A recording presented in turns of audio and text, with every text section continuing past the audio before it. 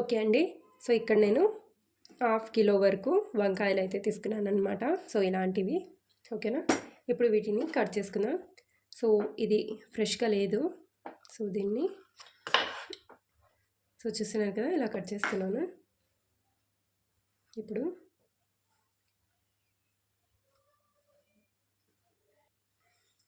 దీన్ని ఇలా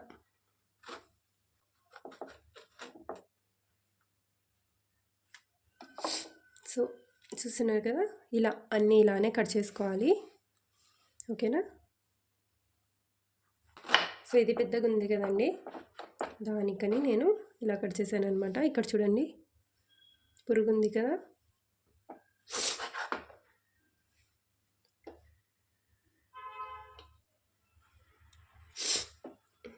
so cut చేసేటప్పుడు జాగ్రత్తగా చూసి కట్ చేసుకోండి ఓకేనా.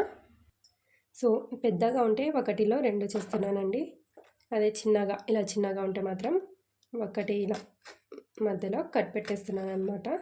సో ఇలా కట్ చేసిన తర్వాత ఇలా చూసుకోండి ఓకేనా. ఓకే అండి. సో ఇలా కట్ చేసిన వాటిని ఉప్పు నీళ్ళలో వేసి పెట్టేసుకోవాలి. ఓకే అండి. సో అన్నీ ఇలా కట్ చేసి ఉప్పు నీళ్ళలో వేసి పెట్టేసుకున్నాం కదా. ఇప్పుడు ఇక్కడ పక్కనే స్టవ్ మీద కడాయి అయితే పెట్టేసుకున్నాను. ఇందులోనే ఒక 3 టేబుల్ స్పూన్స్ వరకు ఆయిల్ యాడ్ చేసుకోవాలి. సో ఇక్కడ ఫ్లేమ్ని అయితే లోలో పెట్టానండి, లో ఫ్లేమ్లో అయితే పెట్టాను. ఇప్పుడు సో ఇలా ఉన్నాయి కదా వంకాయలు, ఇందులో లైట్గా ఉప్పు అప్లై చేసుకొని సో ఇలా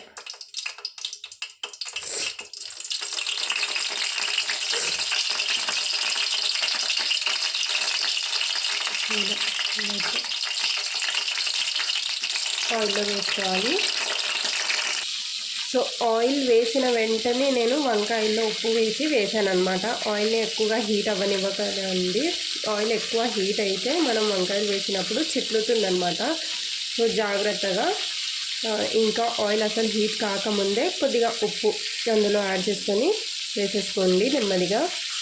ఓకే అండి. సో వేసి ఒక 1 to 2 minutes తర్వాత స్లోగా ఇలా ఫ్రై చేసుకోవాలి ఓకేనా. ఇలా తిప్పుతూ దీన్ని ఫ్రై చేసుకోవాలి. సో కట్ చేసేటప్పుడు డెఫినెట్గా జాగ్రత్తగా చూసి కట్ చేయండి. సో నేను చెప్పాను కదా ½ kg తీసుకున్నానని, ½ kgలో ఇన్ని మిగిలాయన్నమాట. అన్నిట్లో ఇంకా పురుగులు పుచ్చి ఉంది. సో చూసి జాగ్రత్తగా కట్ చేసుకోండి ఓకేనా. ఓకే ఫ్రెండ్స్, సో ఇవైతే బాగా సాఫ్ట్గా కుక్ అయిపోయాయి అన్నమాట. సో చూస్తున్నారు కదా ఎంత సాఫ్ట్గా అయిపోయాయి కదా. ఇప్పుడు వీటిని తీసి పక్కన ప్లేట్లో పెట్టేసుకోవాలి. సో ఇలా తీసి పక్క ఒక ప్లేట్లో అయితే పెట్టేస్తున్నాను. గ్యాస్ స్టవ్ కూడా ఆఫ్ చేసేసాను. ఓకే అండి. సో చూసారు కదా, అన్నీ ఇలా పక్కన ప్లేట్లో అయితే తీసుకున్నాను. స్టోక మసాలా ప్రిపేర్ చేసుకుందాం. ఇక్కడ వచ్చేసి ఒక చిన్న మిక్సీ జార్ అయితే తీసుకున్నాను. సో ఇందులో ఎండు కొబ్బరి పొడి, ఇది నేను ఇంట్లో చేసి పెట్టుకుంటానండి. సో ఆల్రెడీ వీడియోలో కూడా షేర్ చేశాను ఎలా చేసుకుంటాననేది. 1 టీ స్పూన్ జీలకర్ర, అలాగే చూస్తున్నారు కదా ఒక ½ కప్పు వరకు ఉంటాయన్నమాట వెల్లుల్లి రెబ్బలు, అలాగే రుచికి సరిపడినంత ఉప్పు,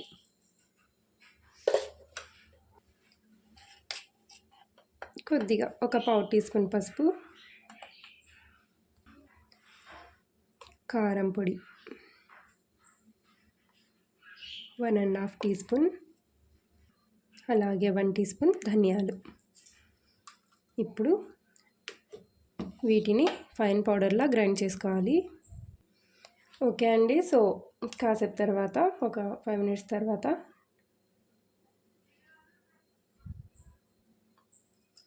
ఓకే అండి. సో ఇక్కడ మసాలా గ్రైండ్ చేసుకున్నాం కదా, సో చూపిస్తాను. సో ఇలా గ్రైండ్ చేసుకున్న తర్వాత కడాయి అయితే పెట్టేసుకున్నాను. ఆయిల్ అయితే యాడ్ చేయలేదండి, అదే ఆయిల్ ఇందులోనే ఉంది. ఇప్పుడు ఇందులో ఒక ½ టీ స్పూన్ వరకు ఆవాలు, జీలకర్ర యాడ్ చేశాను. అలాగే ఇందులోనే ఒక ఆనియన్ అండి, మీడియం సైజు, ఇలా సన్నగా కట్ చేసుకొని యాడ్ చేసుకోవాలి.